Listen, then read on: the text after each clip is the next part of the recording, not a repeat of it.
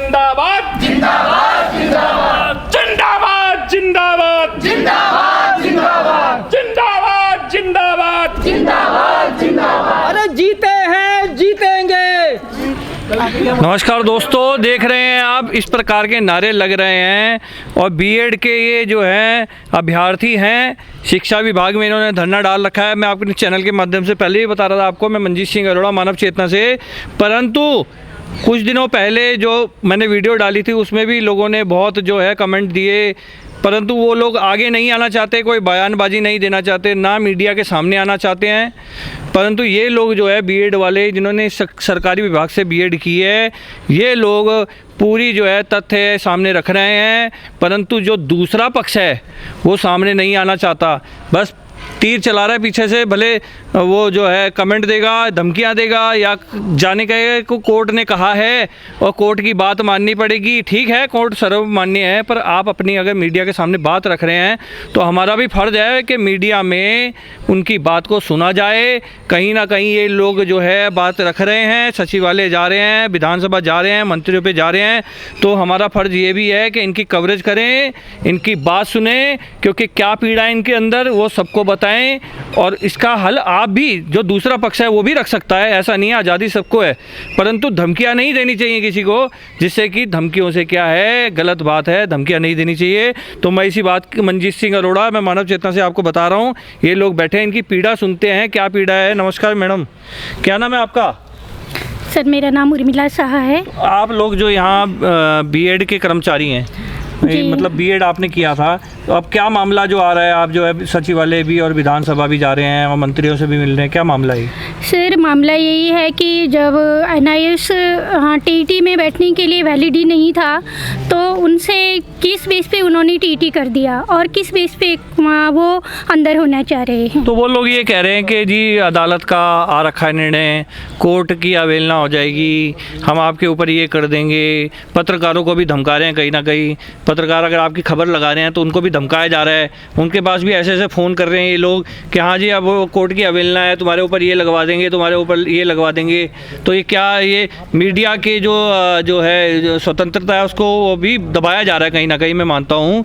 तो खुद भी नहीं आ रहे आगे, और खुद भी मैंने उनको 2 बार कहा आ जाओ भैया आगे, बयान तो दो, तुम्हारी जो भी पीड़ा है तुम बताओ। तो क्या लगता है आपको, अब जो है आपका क्या स्टेप रहेगा और क्या करना चाहिए सरकार को? सर हमारा स्टेप यही है कि अगर सरकार नहीं सुन रही तो हम आज इसीलिए यहाँ पे सब लोग इकट्ठे हुए हैं कि हमें महा आंदोलन करना पड़ेगा। तो फिर जो है जिस प्रकार से इनकी पीड़ा चल रही है, मैं ये नहीं कहता ये सही है गलत है, ये तो इनके लोग हैं जो पीड़ा से गुजर रहे हैं कहीं ना कहीं। तो विभाग भी इनके लिए क्या करना चाहता है, क्या करेगा, वो बाद की बात है, पर जो इनकी पीड़ा है अंदर जो जूझ रही है, जिस प्रकार से इन्होंने जो है प्रदर्शन किया है, जिस प्रकार से ये प्रदर्शन कर रहे हैं, एकत्र हो रखे हैं ये लोग, इनके अंदर की पीड़ा जांचते हैं क्या मामला है। तो मैडम आपका नाम क्या है? सर मेरा नाम नीतू गर्ग है। तो आप जो जिस प्रकार से आपने यहाँ से बीएड किया, अब आपको अपने आप को छला हुआ महसूस क्यों कर रहे हैं? सर छलावा इसलिए महसूस कर रहे हैं क्योंकि निर्णय हमारे पक्ष में नहीं आया। तो क्या मतलब आपको क्या लगता है कि आप भी कोर्ट में जा सकते हैं? जी जी कुछ सर, ये अभी पूर्ण रूप से स्पष्ट नहीं हुआ है कि डीएलएड वालों का, एनआईएस वाले जो उनका किस नियमावली के आधार पर सिलेक्शन होगा, लेकिन जब तक नियमावली के आधार पर उनका पूर्ण रूप से नहीं पता चल पाएगा, हम आंदोलन अपना जारी रखेंगे। तो इनका कहना है कि आंदोलन जारी रखेंगे। और कोई नेता आप में से बोलने वाला जो पूरी जानकारी हो, इधर आ जाइए मैडम, आप इधर आ जाइए, जिसको पूरी जानकारी हो वो आगे आइए, जिससे कि आपकी अंतर की पीड़ा सारी शासन प्रशासन तक पहुंच सके, मुख्यमंत्री जी आपकी बात सुन सके, हमारे चैनल के माध्यम से मंत्री जी सुन सके, क्योंकि मीडिया आजकल के दौर में एक ऐसा माध्यम है जो आपकी खबरों को आगे तक पहुंचाता है। आपकी पीड़ा को आगे रखने का आपके पास स्वतंत्रता है। मैडम बैठ जाइए, क्या नाम है आपका? सर मेरा नाम गीता खत्री है। और इधर देख के बताएंगे, हमारा चैनल मंत्री जी भी देखते हैं, तो आप उनको बताएंगे जो शिक्षा मंत्री जी है कि आप किस पीड़ा से गुजर रहे हैं। सर ये बड़ी विडम्बना है कि हम लोग पढ़े लिखे ट्रेनी होके भी बीएड प्रशिक्षक टीटी होती है भी सर। आज हमारे समस्त साथी यहाँ पे बैठे हुए हैं और हमारा एक ही मुद्दा है सर, हम ट्रेंड हैं, हमारे पास क्वालिफिकेशन है, हमारे पास गवर्नमेंट के गाइडलाइंस के अकॉर्डिंग हर वो डिग्री है जिससे जो कि हमें वैलिड बनाती है कि हम जॉब के लिए गवर्नमेंट सेक्टर में वैलिड है। उसके बावजूद सर कोई भी आता है सर, नियमावली के से छेड़छाड़ होती है और हम लोगों को यहाँ पे बैठना पड़ रहा है, मजबूरी है सर हम लोगों की। तो क्या लगता है आपको कहाँ चूक हुई है? सर मुझे लगता है कि जो नियमों को प्रेजेंट करने में मेरे ख्याल से कोर्ट में कुछ त्रुटि रह गई है जिससे कि शायद जजमेंट हमारे पक्ष में नहीं आ पाया है सर। तो क्या लगता है अब आपके लिए क्या कर सकती है सरकार? सर मुझे लगता है कि नियमों के अकॉर्डिंग गवर्नमेंट को होना चाहिए कि प्रॉपर तरीके से तथ्यों को पेश किया जाए आगे सुप्रीम कोर्ट में, और हमारे लिए भी एक जायज़ मांग जो हमारी प्रॉपर तरीके से आ रही है सर उसको सही तरीके से सामने लाया जाए सर। तो बहुत बड़ी बात है, ये लोग मांग रख रहे हैं सरकार से कि कहीं ना कहीं इनकी बात आगे आ सके। नमस्कार भाई साहब, क्या नाम है आपका? जी अरविंद राणा। राणा जी, जिस प्रकार से पिछले दिनों मैं भी यहाँ आया था और यहाँ आप लोग प्रदर्शन कर रहे थे, बातचीत हुई पूरी, पर उसके बाद जो SMS का दौर शुरू हुआ, मैसेज का या ये कमेंट का दौर हुआ, धमकियाँ मिलने लगी हम पत्रकारों को ही उल्टा। तो क्या जिस प्रकार से आप लोग अपनी बात रख रहे हैं तो आपको भी धमकियाँ मिल रही हैं अब? देखिए जी, हमें तो रोज़ाना धमकियाँ उनकी मिलती रहती हैं, लेकिन ये जो है कोई समझदारी की बात नहीं है, क्योंकि हम लोग जो इसमें अपनी बात करते हैं कि हम लोग यहाँ पे आए हैं, पूरे प्रदेश से हमारे साथी आए हैं, कोई चंपाओं से, कोई पिथौरागढ़ से, कोई टिहरी से है, वो किसी के साथ लड़ने झगड़ने के लिए नहीं आया, अपने हक हुकूक और उसके लिए आया है। कि आप लोग जिस प्रकार से पढ़े लिखे वर्ग से माने जाते हैं, शिक्षक जो है पढ़े लिखे होते हैं तभी बच्चों को आगे गाइड करते हैं, तो ऐसे शिक्षकों को क्या सरकार को देना चाहिए जो उल्टा धमकियां देने पर उतारू हो जाएं? जी, ऐसों को तो शिक्षक बनने का कोई हक नहीं है। जो मुझे लगता है, अगर जो पत्रकारिता हमारा चौथा स्तंभ है, तो उसको अगर इस तरह से वो धमकाते हैं या किसी हमारे प्रशिक्षितों को धमकाते हैं कि जो किसी जायज़ तरीके से अपनी वैलिड डिग्री लेके जो है एक जॉब के लिए संघर्ष कर रहा है, उसको भी अगर गालियाँ देते हैं तो ये उनसे की उसके बाद वो लोग आगे भी नहीं आना चाहते। उसके बाद वो कहते हैं, जब मैं यहाँ आता हूँ कि हाँ भाई आप अपनी बात रखना चाहते हैं, तो वो कहते हैं नहीं हम बात ही नहीं। सर वो आगे तभी तो आएंगे जब वो सही होंगे, वो सही नहीं है इसलिए वो आगे नहीं आ रहे। तो हम लोग क्योंकि चलो सही हक के इस बात को अब छोड़ते हैं आगे, तो आगे इस मुद्दे पे आते हैं जो आपके साथ हो रहा है। क्या करना चाहिए सरकार को? क्या लगता है आपको सरकार को जो है न्यायालय को पक्ष रखना चाहिए? सर हमारी इसमें दो मांगे हैं कि पहली हमारा अनुरोध इस सरकार से ये रहेगा कि न्यायालय में जाने की भी ज़रूरत नहीं है, आपके पास एक विशेषाधिकार का प्रयोग आप कर सकते हैं, वो आपके पास एक शक्ति है, उस शक्ति का अगर प्रयोग करके, क्योंकि आपको पता है कि एक भर्ती प्रक्रिया जो 70% पूर्ण हो चुकी है, उसमें 30% पदों पे अगर आप किसी और बीच नियमावली में बिना किसी संशोधन के और अनैतिक तरीके से उनको अगर सम्मिलित करते हैं, तो कहीं ना कहीं पूरी भर्ती जो है निरस्त होने के कगार पे आ सकती है। हमारे जो साथी लग चुके हैं उनकी नौकरी पे भी खतरा हो सकता है। तो आप लोग को अगर अपने या तो अधिकारों का प्रयोग करें, अगर आपसे वो नहीं होता है तो फिर इसके माननीय सर्वोच्च न्यायालय में आप विशेष अपील डालें और इस वहाँ पे ठोस पैरवी करें, जो कि मुझे लगता है कि माननीय उच्च न्यायालय में विभाग द्वारा ठोस पैरवी नहीं हुई है। तो जिस प्रकार से मैं बताना चाहता हूँ, जो पढ़ा लिखा वर्ग है, ये बीएड वाला, ये अपनी बात रख रहा है, तो इसी इंसानियत के साथ आपको भी अपनी बात रखनी चाहिए। और कहीं ना कहीं लोगों की पीड़ा है, कहीं ना कहीं लोगों की पीड़ा है, क्योंकि विभाग से ये लोग आमंत्रित थे, विभाग से इन्होंने बीएड किया है, कहीं ना कहीं लोगों की पीड़ा है, ये बैठे हैं तो अभी इनकी बात हम सुनने आते हैं। इसमें हमारा कोई लेन देन का कोई मतलब नहीं होता। और दूसरा है, हमारा इनके पक्ष उठाना हमारी ज़रूरत भी है, क्योंकि ये शिक्षक हैं और कहीं ना कहीं साक्षरता दे रहे हैं बच्चों को। तो मैडम क्या लगता है, अब जो है जो सरकार को, राज्य सरकार है, आपके पक्ष में क्या रखना चाहिए? मतलब मुख्यमंत्री जी को या आगे जो है विभाग को, न्यायालय से क्या मांग करनी चाहिए आपकी? सर सरकार को एक अपने विशेषाधिकारी का प्रयोग करते हुए पहले हम लोगों के बारे में भी देखना चाहिए, जो इतने दिन से हम लोग इंतज़ार कर रहे थे। 14 साल का हमारा एक लंबा संघर्ष है, हम इंतज़ार कर रहे हैं, और जो उम्र पार करने वाले हमारे भाई हैं, बहनें हैं, उन्हें पहले मौका मिलना चाहिए। NIS वालों के बारे में भी सोचे, बट लेकिन जो आगे हम लोग प्रोसेसिंग में हैं उनके बारे में पहले देखिए, बीएड के बारे में। तो मांग है महिलाओं की, पहाड़ की महिलाओं की यही मांग है कि जो विभाग द्वारा कर रखा है जिन्होंने, उनकी पहली सुनवाई की जाए।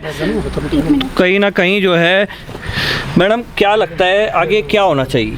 सर मैं ये बोलना चाह रही हूँ कि जैसे एनआईयूएस डीएलएड है तो बहुत सारे एनआईयूएस डीएलएड वाले ऐसे भी हैं कि जिन्होंने ये प्राइवेट स्कूल के लिए सिर्फ इसलिए वैलिड था कि ये प्राइवेट स्कूल में पढ़ा सकें, न कि इनको ये नहीं था कि ये गवर्नमेंट के लिए अप्लाई करें।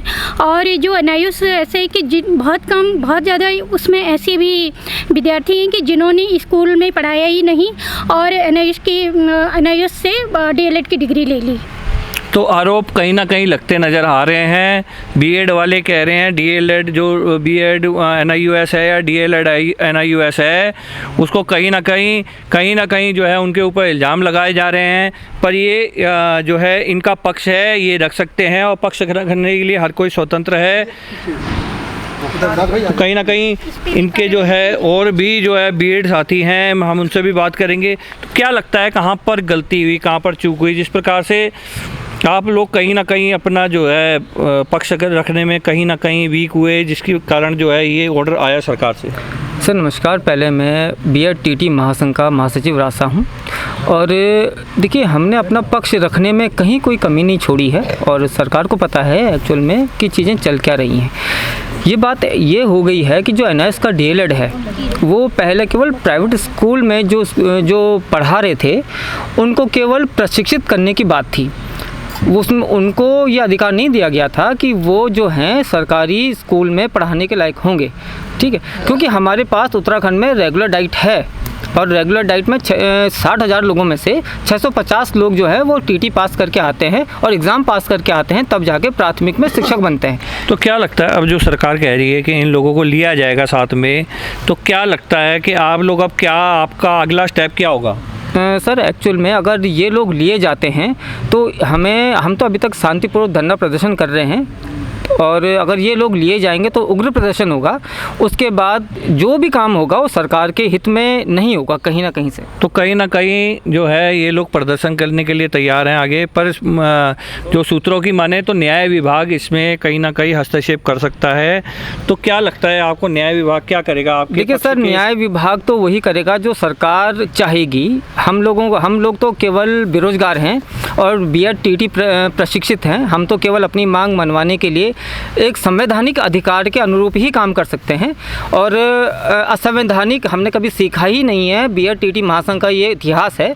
हमने कभी भी जब भी अपनी मांग मनवाने की कोशिश की हमने संवैधानिक अधिकारों के अंतर्गत ही की है और हम इस ढंग से कोई काम नहीं करेंगे ताकि ना तो सरकार के विपक्ष में वो बात जाए, ना हम कोई आगजनी तोड़फोड़ वाली बात कर रहे हैं। हाँ, अगर हमारे अधिकारों की अवहेलना हुई तो बीएड टीटी महासंघ वो उग्र आंदोलन करने को मजबूर हो जाएगा, जिसको सरकार शायद अगले 50 साल तक भी नहीं झेल पाएगी। तो इस प्रकार से बीएड वालों ने साफ कर दिया है कि कहीं ना कहीं वो लोग प्रदर्शन करेंगे और सरकार से ऐसा नहीं है कि सरकार के हित में करेंगे, सरकार के हित में रह के प्रदर्शन करेंगे ताकि उनकी मांग कहीं ना कहीं मानी जाए। और मैं डीएलएड इन लोगों से भी कहूँगा जो बीएड जो एनआईयूएस वाले हैं कि शांतिपूर्ण तरीके से आप भी अपना काम करें। आप भी अगर बयानबाजी करना चाहते हैं तो सामने आइए, बयान करिए, उसमें कोई दोहराए नहीं है। परंतु अगर किसी प्रकार की अब जो है धमकियां दी जाती है तो इस पक्ष में किसी को बख्शा नहीं जाएगा और तुरंत इस पर कार्रवाई की जाएगी, क्योंकि सरकार द्वारा जो है पत्रकारों को भी कुछ हित दिए गए हैं, उसमें कहीं ना कहीं आप भी आगे लपेटे में आएंगे। सर ऐसा है कि संवैधानिक अधिकार में वही लड़ेगा जो बिल्कुल नियमावली के अकॉर्डिंग होगा, जो संविधान के दायरे में होगा। तो आपको क्या लगता है कि एनआईयूएस वाले इस चीज़ के लिए जो है पूर्णता नहीं उतरते? जी, मैं आपको इसमें एक्चुअली क्या है, जब एनआईएस की नियमावली बनी, एनआईएस को केवल जो प्राइवेट स्कूल में पढ़ा रहे थे उनको प्रशिक्षित करने का था ताकि वो प्राइवेट स्कूल में पढ़ा सकें, उनके लिए और कुछ नहीं था। आप 18 महीने का कोर्स है एनआईएस का, जो डीएलएड है 18 महीने का कोर्स है। अगर हम सैटरडे संडे गिने तो 72 दिन निकलते हैं। वो 72 दिन के प्रशिक्षित हैं। लेकिन जो रेगुलर डाइट है वो 2 साल का रेगुलर डाइट है, 2 साल पूरी ट्रेनिंग करते हैं, उसके बाद जाके निकलते हैं। और बीएड जो प्रशिक्षित हैं जैसे हम लोग हैं, हम 1 साल की पूरी ट्रेनिंग करते हैं, 2 साल पूरी ट्रेनिंग होती है। अभी तक एनआईएस के डीएलएड को टीटी में बैठने की भी परमिशन नहीं है। टीटी अनुभाग ने उनको अभी तक बैठने का परमिशन दी ही नहीं है। फर्जी तरीके से इन लोगों ने टीटी पास किया है। और अभी जो हाई कोर्ट से निर्णय आया है वो निर्णय बहुत ही असंवैधानिक है। वो निर्णय इस ढंग से आया है जैसे कि किसी ने इनको प्रेशराइज किया हो वो निर्णय देने के लिए, वरना ये निर्णय कभी नहीं आता। तो जिस प्रकार से कहीं ना कहीं कोर्ट का ऑर्डर उनके पास आया है, तो कहीं ना कहीं से जो है कोर्ट उनकी बात मान रही है, तो क्या लगता है आगे भी आप भी कोर्ट में जा सकते हैं? बिल्कुल, हम कोर्ट में जाएंगे। अगर निदेशालय से या सचिवालय से या मंत्री जी हमारी बात को नहीं सुनते हैं, हमारी मांगों को नहीं मानते हैं, तो हम सुप्रीम कोर्ट में जाने के लिए बिल्कुल तत्पर हैं। हमें उसमें कोई देरी नहीं लगेगी, लेकिन हम फर्जी तरीके से बैकडोर एंट्री नहीं होने देंगे अपने प्राथमिक शिक्षक भर्ती में। तो कहीं ना कहीं शिक्षक जो है अड़े हुए हैं, उन्होंने कहा है बैकडोर बिल्कुल भर्ती नहीं होने देंगे अब जो हो रही है, और कहीं ना कहीं ये मामला उलझता नज़र आ रहा है, जबकि कोर्ट ने इसमें साफ कह दिया है। परंतु अभी तक मेरे पास कॉपी नहीं आई है इसकी, पर जो है NIUS वालों का कहना है कि हमारे पक्ष में मामला है। परंतु कहीं ना कहीं यहाँ जो शिक्षक है, जो BEd वाले हैं सरकारी, वो भी अपनी बात पे अड़े हुए हैं और मामला कहीं ना कहीं उलझ सकता है। धन्यवाद मंजीत सिंह अरोड़ा, धन्यवाद मानव चेतना से, धन्यवाद। अच्छा मंजीत भैया,